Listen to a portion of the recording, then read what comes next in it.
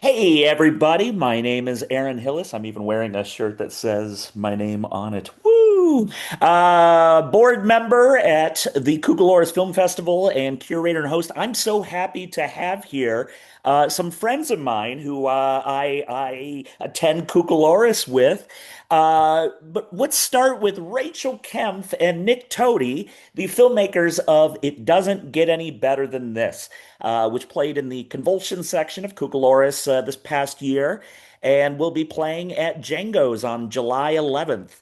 So make sure you get some tickets because we'll get into this later. This movie will never be shown online. It will only be shown theatrically. So we'll get to that.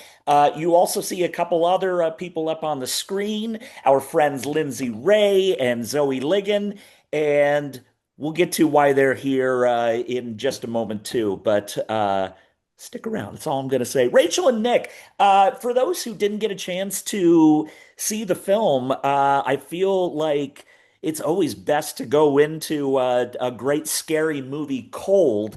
But what might you say to entice those people to get up off the couch and head over to Django's?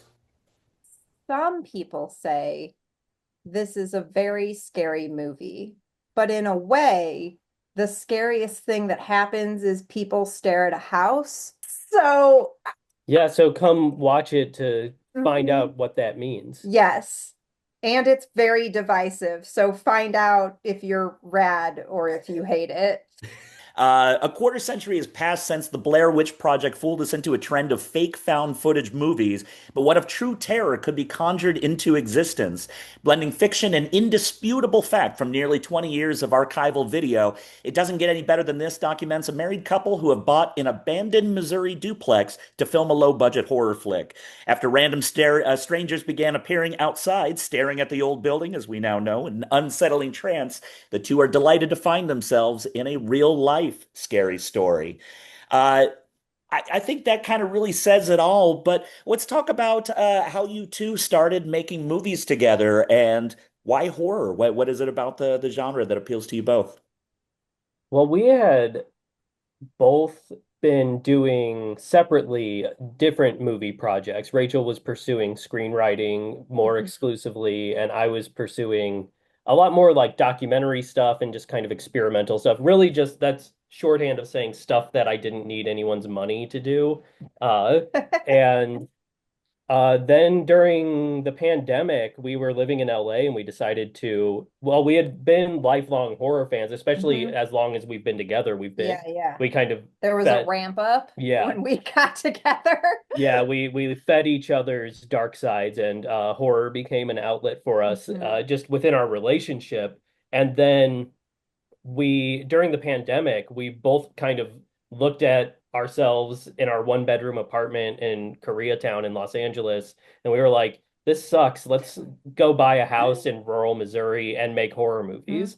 And so we did that. And and we were like, and it'll be so much cheaper. And it was so cheap, in fact, that with the money from me being hit by a car in LA, which was another shitty thing that happened in LA, we were able to not only put a down payment on the house, but also buy this wonderful duplex and Yes, this wonderful duplex that wonderful it became the duplex. location for two movies for us, and spoiler alert, maybe for future movies as well, but no You know, longer. this is kind of like the great producer and filmmaker Roger Corman, like when he gave money to Monty Hellman and Jack Nicholson to make a Western out in the desert. And he said, guys, with that money you got, make two Westerns while you're out there. So you apparently realized it was cheaper to just buy a house in Missouri than it was to get to rent locations for movies. Less Not complicated. less Yeah. complicated. Well, and there is like like the spooky like, oh, we got to get rid of this house right away, which we sort of fold into the movie. We did try to rent it, I feel like. We looked into renting We it. looked into renting it, but They yeah, were they like, were nah, yeah.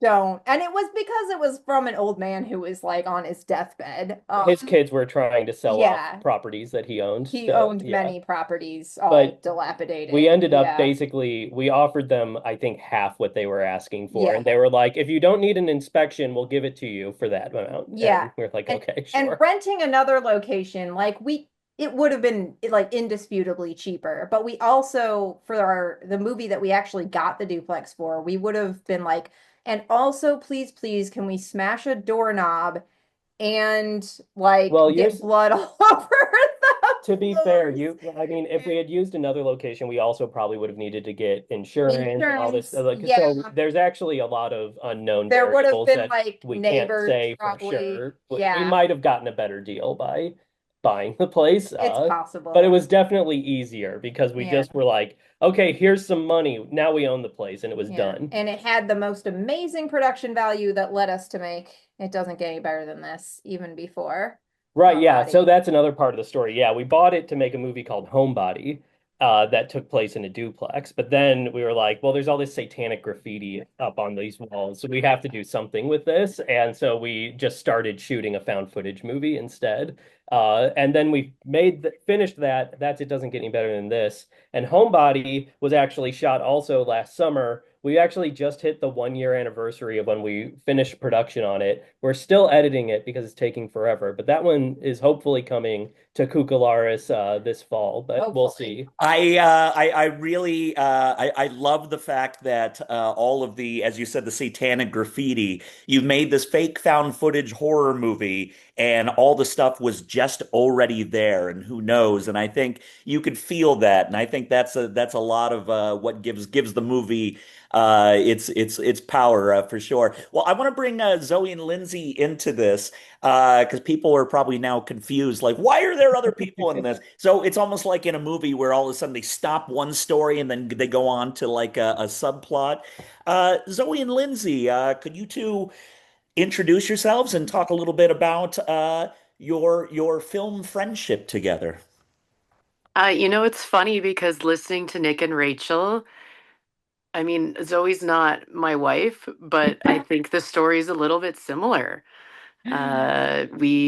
Film has brought us together time and time again over the years, and Zoe started the effed up film heads, and that's based on Discord. Zoe, do you want to talk a little bit about that? Absolutely. It was spring 2021, and I'm always watching all kinds of fucked up movies. I like movies that make me feel bad. And my husband was like, "You should probably like make friends that like these movies that you like." Not to say that he wouldn't watch anything with me, but he was like, "You need someone who's is as passionate about these." He was like, "You need a group, you need a Discord." So I set up the Discord in like February 2021. Lyndsay was a very early person who joined and immediately became a moderator. So throughout the years, we've watched a lot of movies together. We have figured out that there is a sweet spot in what our overlapping tastes are, and that is what we like to call situational horror. So, sisters trapped inside of an Olympic-sized pool, teenagers illegally scuba diving, getting trapped in a shark cage. The list goes on and on. If you have a specific scenario in your horror movie, we probably want to watch it, even if it's shite, you know? So, Well, this is now the perfect place to bring everybody together. So it was at Cucalorus 30, the 30th annual festival last November. And Nick and Rachel said something to me earlier in the day before their movie screened that I thought was very funny. It struck me as a joke. They couldn't possibly be serious about it. And they decided that at that moment, well, the film is kind of reaching the end of its festival run, and we've already shot a couple of horror movies here. Maybe we should auction off the duplex in Missouri during the Q&A of the movie. And when I realized that you two were not kidding, I was so excited because this is the sort of weird magic that just happens at Cucalorus. And sure enough, Lyndsay and Zoe bought a haunted duplex in Missouri after the screening for $1,000. My poor wife was home asleep in New York. I knew about it ahead of time and said, "Wake me up if you bought a house in Missouri." But you two did instead. So let's talk about what happens next. What are you gonna do with a haunted duplex? Well, Aaron, if I could interrupt actually beforehand Oh, and yeah. just give a little, there's actually, I don't know if you know about this. What, Lyndsay, maybe 2 weeks, 1 week after we finalized the sale, I get a phone call from the Kirksville Police Department asking questions about, they're like, you shot a horror movie in this location, right? And I said, yeah, actually, we shot two horror movies there. And again, spoiler alert, Homebody ends with a lot of blood. So on one side of the duplex, there's blood all over the floors and all over the walls. Fake blood, movie Fake blood. blood. Right. Let's make sure we put that out there. So This is not a confession. apparently a squatter broke into the duplex and thought that they had stumbled into a murder scene and contacted the police. And the police knew that we were local horror filmmakers who had previously owned that Mhm. property because we would call them and tell them whenever we were like going to have somebody screaming because they were being murdered in the house. So like Yeah. they were aware that that house had been associated with horror movie productions. And so they were just calling basically to clarify that, but they still had to investigate because somebody had reported a murder. And so at that point, God bless Lyndsay, because I was so glad that we didn't own the place at that point.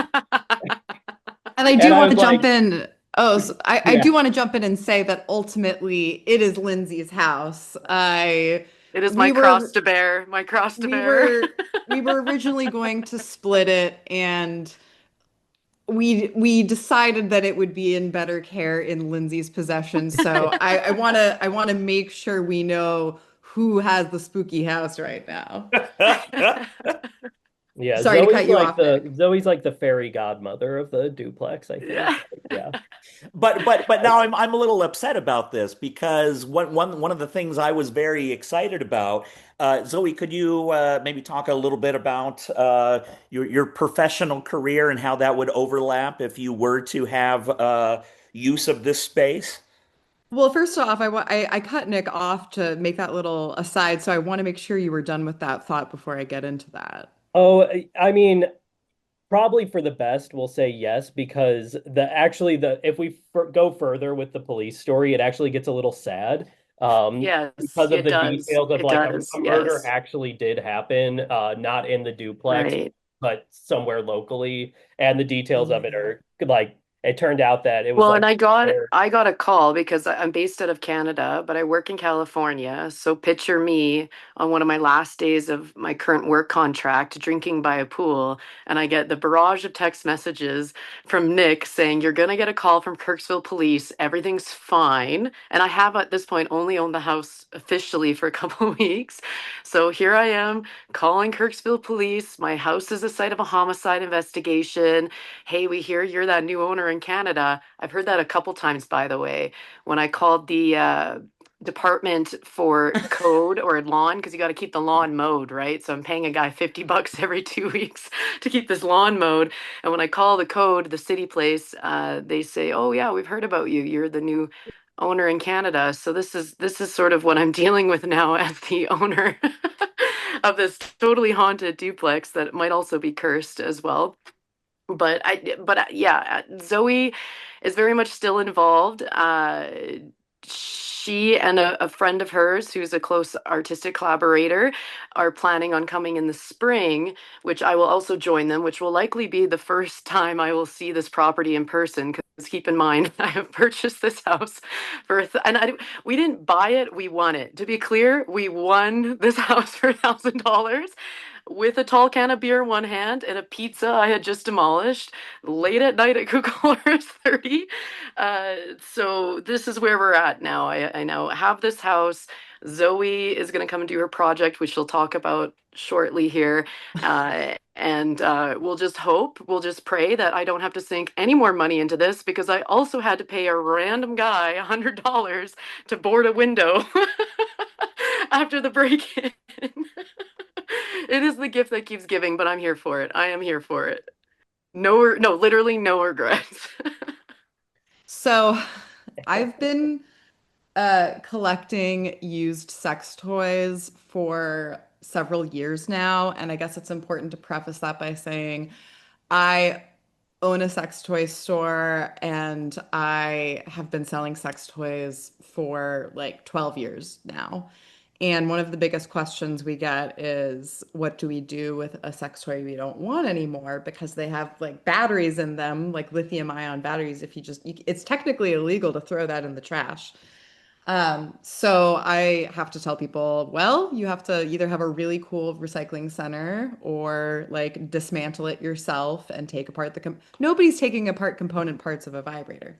So that's all to say that I've been collecting, like people have been shipping me their unwanted broken toys.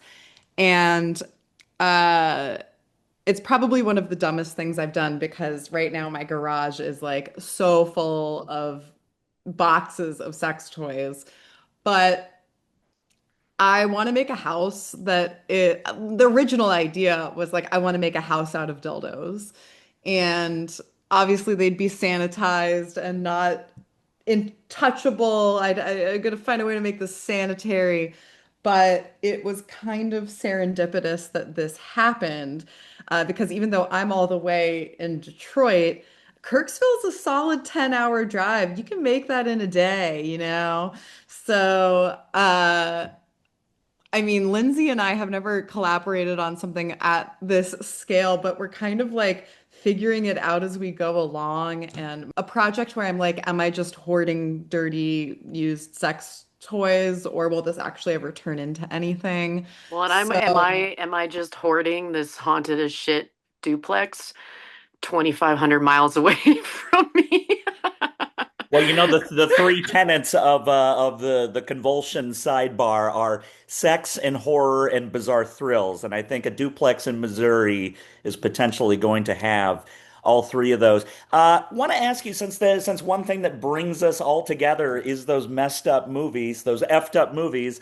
Uh, has anybody seen any genre movies, horror movies, etc., that they really love? Something that's new to you? I'll start. This week was the 50th anniversary of Jaws, and I realized I had never actually sat down and watched Jaws 2, because in my mind it was just a schlocky, blockbuster sequel, but had not put it in the context of like it was the first ever blockbuster sequel, and in like 2025 dollars would be like $100 million production. It's a really solid, and it's more of a horror movie than the original Jaws is, I think.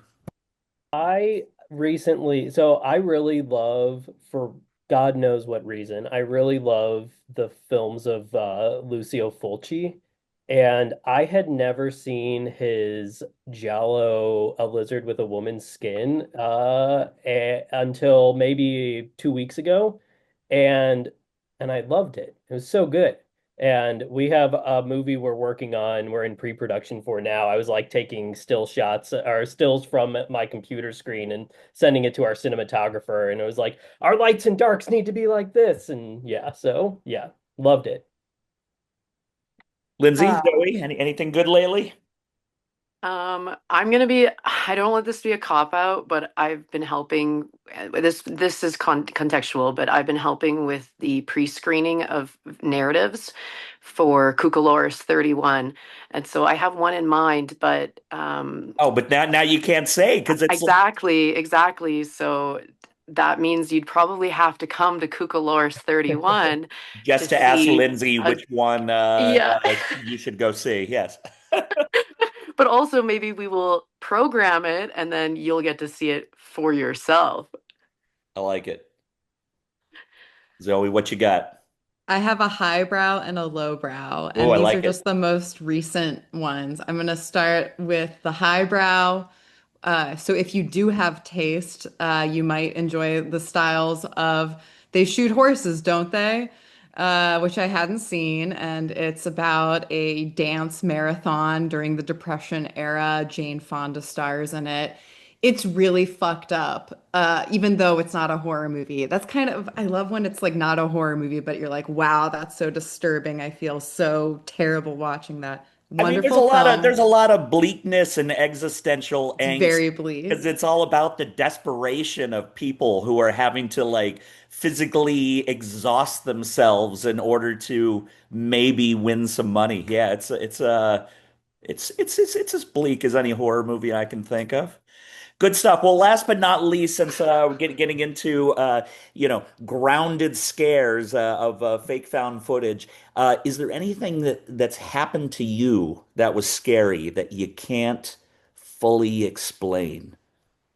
Making the movie, we had a scenario in the duplex that was a potential ghost situation. Like we had, so I'm editing, I'm like got the big headphones on or whatever. I'm just like scrubbing through footage to see if there's anything else. There's a scene where like me and one of our co-stars, Christian, are running through the house, looking all over the house. We were every single where in this house going, Nick, Nick, looking for Nick. And we hear me going, Nick, Nick, and we hear Christian going, Nick, Nick. And then we hear some guy go, Dirk, and we're just like, okay, this isn't my voice. This isn't Christian's voice. This isn't Nick's voice. I brought Nick over and I was like, put these headphones on. Is this your voice? And he's like, no. I called Christian on FaceTime. I'm like, is this your voice? He's like, no. And all three of us were like, ghost? Like, but it was such a nonchalant. Yeah, we were like, what do we do? We Yeah. might have recorded evidence of a ghost, and we were like, I guess we just keep editing. Like, just Yeah. like, what do you like? Yeah, like, what do? There's You just finish the movie. well, Like, there's nothing else you can yeah, do, no, really. it's like that scene in The Others. There's this amazing line, Oh yeah, Nicole Kidman, her daughter's like, but what if we see a ghost, mommy? And she's like, then you say hello and you go about your business. And it really, like, basically, yeah, that's what happened. yeah. So, We yeah, did keep that voice in the movie. yeah, but It's it's in the really finished quiet. movie. We in that scene, we've kept it in there. Nobody ever notices it because you're not really paying that close of attention. And it's also, yeah, it's buried pretty deep Mhm. in the mix, but But we were like, we have to keep it in yeah, there. if you want to hear a ghost, go see It Doesn't Get Any Better Than Yeah. This and listen really hard when Christian and I are yelling Nick, Nick. Oh my goodness. July 11th at Jengo's. Zoe and Lindsay, did you have an answer for that one? It was really scary when I finally sent Nick $1,000 and it just randomly took out $2,000 from my bank account. And that was scary. Again, I knew the moment it became my house. It just it hasn't stopped. It hasn't stopped. So you're gonna need to see the movie to understand just how haunted this house is. Yeah. Zoe, do you have any scary stories? I don't. I mean, I spend a lot of time in the middle of nowhere in northern Michigan, and I like to be by myself and watch as scary of a movie as possible, leave all my doors unlocked, and scream out into the abyss, here I am, come get me. And nobody's like taken me up on that yet. So maybe eventually maybe my dreams will come true and something scary will happen to me. I'll actually end this one with Nick and Rachel. So, I want everyone to go to Django's. This is a movie that should be watched communally. I feel like all horror movies are improved that way. Real quick though, is this only going to ever be shown theatrically? What was the decision beyond that, and why everyone needs to be at Django's July 11th? Well, it started out as a practical decision, and then we got artsy and pretentious with it. Our friend Christian, our co-star, uh, we were like, "Hey, man, we want to do this movie, and it'll be so much cooler if you do it with us because we've got like 20 years of footage of us fucking around together. We want to put in it, and it'll be so cool if you can see us like 20 years, later." And he's like, okay, I'll do it, but I just don't want images of me on the internet, like in this movie. And and real life, me playing myself and being ridiculous in this movie. And we were like, okay, what if we only show it in theaters ever? And he was like, yeah, I'll do that. And we were like, okay, great, great. Now we've got a ridiculous way to release this movie into the world. And then, So that was the reason why where the idea Yes. initially Came from. But in hindsight, I think the real answer is why did we do it? Because it's fun.